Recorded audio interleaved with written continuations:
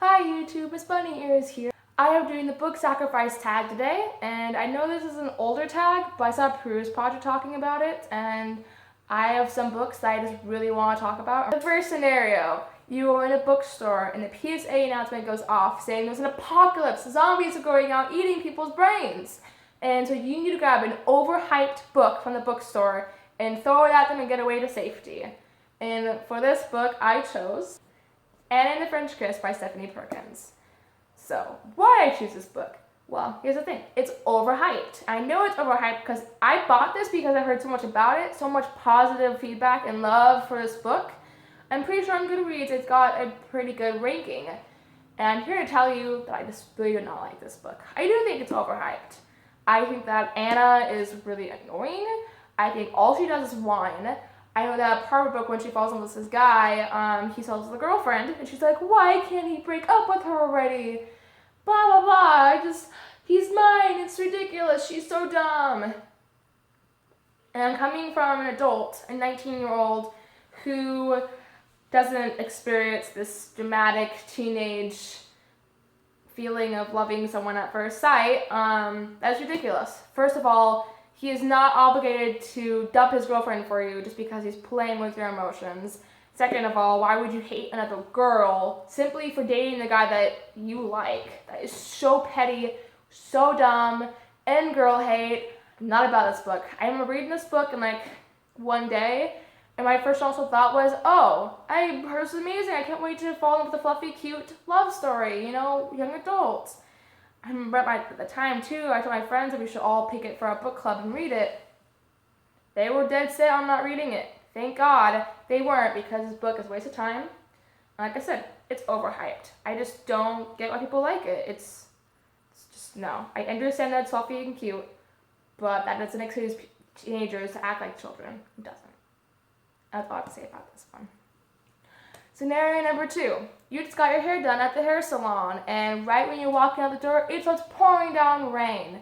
You need to grab a disappointing sequel that didn't live up to your expectations out of your handbag, use it as an umbrella until you rush to a dry, filtered area. And for that book, I chose Insurgent by Veronica Roth. Now, I'm pretty sure everyone's heard of Divergent. It's very popular. It's one of the most overhyped books. Young adult. It's also movies. They're also movies as well. And this happens to be the sequel, Insurgent. And I read this a long time ago. A couple years ago. I think 4 years ago. I don't remember quite exactly. I just know that it took me all day. It just dragged so much. And it's kind of big, but it's got big font. So it shouldn't drag as much as it did. And I wrote in here, I used to write in books, by the way. I underlined things in here and wrote comments because Triss was so dumb. I could not believe her actions, and I hated for it. I hated how he treated her. I felt like it was borderline abusive. She should be able to have her own say in things without being bossed around and parented around by this older man. I thought it was disgusting. I thought it was very frustrating that she didn't have her own voice. I was frustrated that she would do things that she knew would be a problem. And so for me, Insurgent was just disappointing. That's all I'm going to say about it. Scenario number 3. You're in an English class and your teacher just starts discussing a classic that is well loved that everyone is enjoying in the class. And you disagree. You want to throw the book at the wall. It's just you don't understand the hype. It's really frustrating. And I chose 2 books for this scenario because there was a book that I read years ago that took me like months to read, but it's crazy short. And the other book I just recently read, which I'm sure you heard me discuss in previous videos. And the first one is Treasure Island by Robert Louis Stevenson. And I love the idea of reading a pirate book, especially a pirate classic. It's more authentic and more adventurous and exciting. And literally, I started like falling asleep in many parts of this book. I had to reread sections over and over and over and over again and still wouldn't understand them.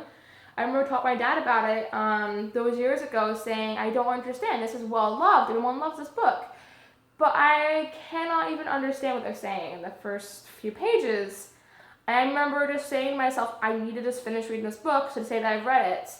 And my dad was like, no, you need to stop. Because if you're not enjoying it, it's a waste of time. Well, I have finished it. It's very dense. I like classics, I really do.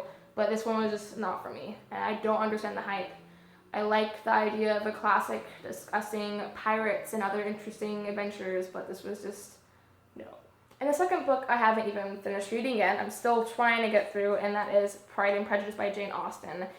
And it's not like I cannot understand and appreciate people who like this book.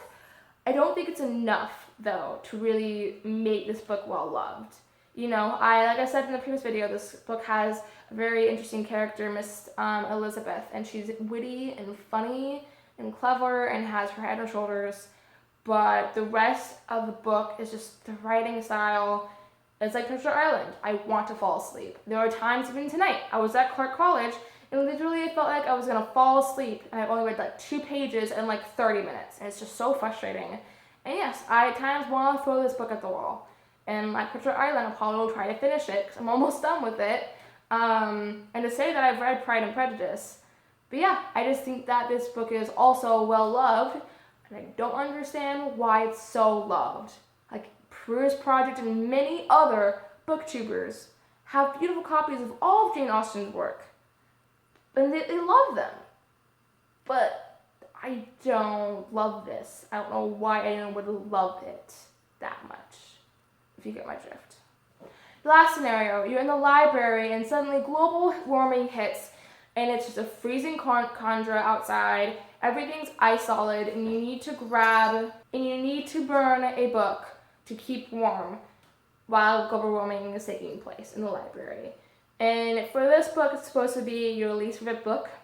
And it's not my least favorite book, but I really don't like this book. And I want those hours back that I spent reading this book, reading something else. And that book is Victoria Avard's Red Queen.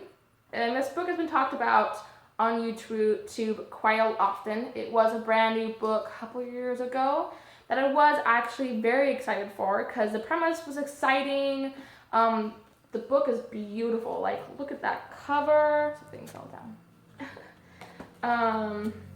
The whole red blood versus, I think it was white blood, silver blood, something like that, was really, really cool. That was, well, like, brand new idea, original, exciting.